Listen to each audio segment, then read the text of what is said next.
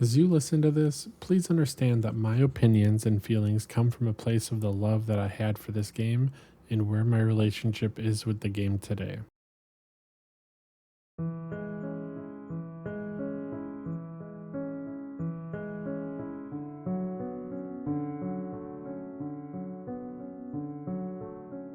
I started playing Magic the Gathering in the good old days of the year 2009.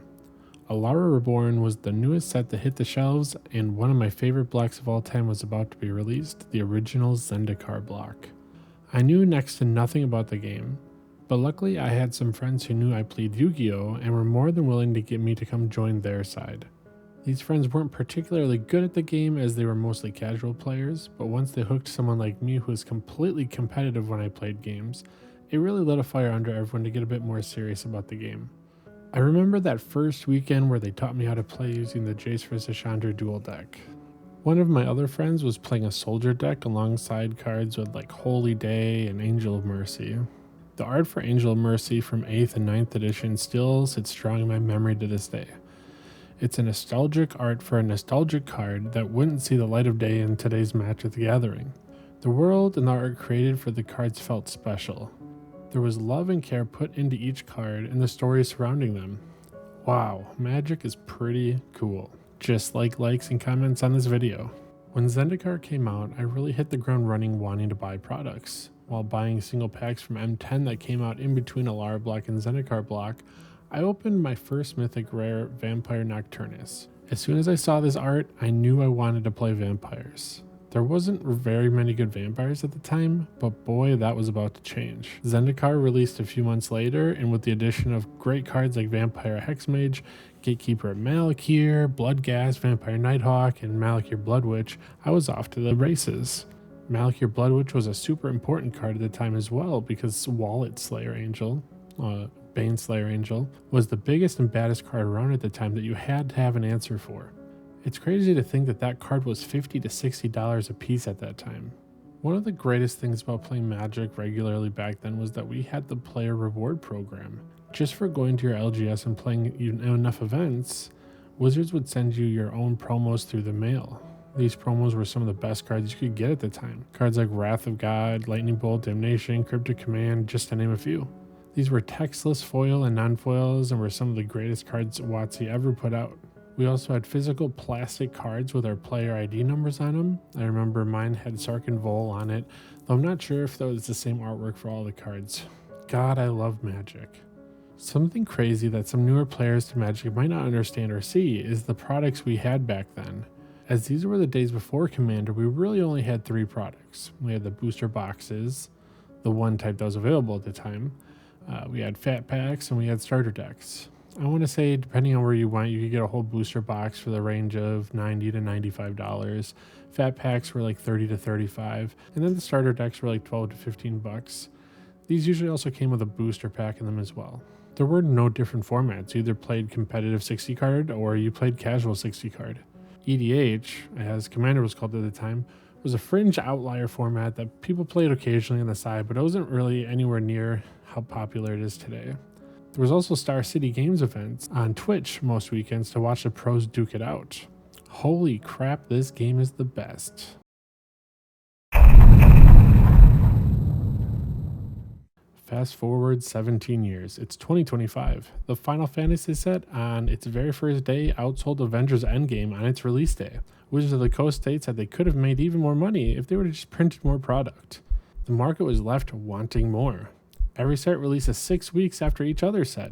There's 6 different types of products on each release, and 90% of the product is created for Commander. No one wants to buy regular booster boxes anymore because they're $140 a box and don't even come with the chase fairs. Collector boxes are the only product anyone really ever wants, but with every card being foil and the card quality being so terrible, everything that comes out of the packs or Commander decks looks like Pringles. Player rewards program? Who cares about the players?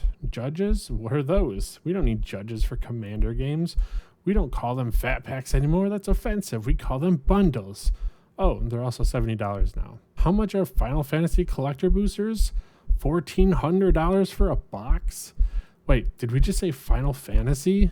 Where did all of this Universes Beyond stuff come from? What is SpongeBob doing here?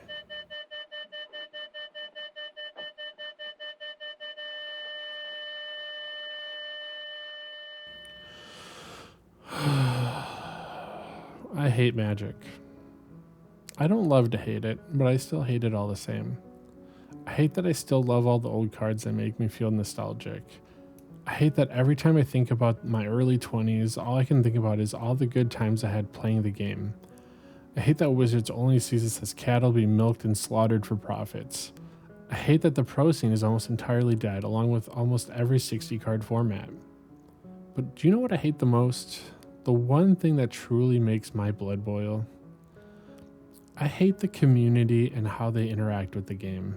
The sheer amount of mindless zombies who continue to walk into that farmhouse to get milked day after day, week after week, month after month.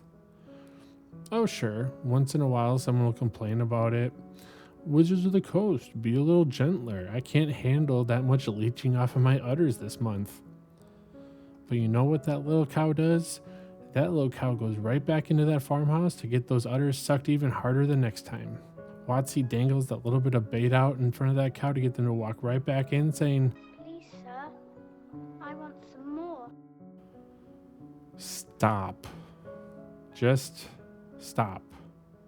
This game isn't what it used to be. This company isn't what it used to be. Some of us have played it for so long that we don't see other options that are out there. Flesh and Blood, Grand Archive, and One Piece are all great options. WotC has long stopped caring about the players as a whole. Card quality? Consistency? Competitive play? Balanced gameplay? What are those? Oh, you want a box on MTG Arena? I'm sure you'll get it sometime in the next year, maybe. But you know what I do love about Magic? I love the gameplay. I love the rules, the game design, the story, the old plans. These are things that I'll miss about Magic. I will always remember those early days of Magic. I will look back at my first 8 to 10 years fondly and wish that the game went in a different direction. Luckily for me, Grand Archive has gameplay extremely close to Magic. It even uses the stack like Magic. The company treats me like Magic used to treat its players. So you know what? I have a new game, and I'm falling in love with it. Do you have to? No, I'm not telling you to go play Grand Archive specifically. What I am telling you though, play something different. Do something different. Magic the Gathering is a shadow of its former self, and people cannot continue this hamster wheel. Magic will never go back to its roots unless it's made to. Well, how do you make it? Well, cutting profits, of course. Yes, I know each of you individually don't feel like you can do anything about it. Why would it matter if I stop playing? There's thousands of players. Well, you know what? You're right. But change will never happen unless people start taking the first steps. Show support for other games. Get your friends to try new and different card games. Don't keep supporting those who just want to milk you for your money. Support those who want to treat you like a valuable customer. Help support communities who need more players for games that want you to be there in the seat, not just pulling money out of your wallet. It can be hard to take a real, reflective look on something you've loved for years, but I can tell you it's worth it. Are you really happy with Magic? Are you still playing because it's just what you've done for years? Maybe you're just too invested? Tell me your thoughts below. Thanks again to everyone for watching, and until next time, Ethereum signing out.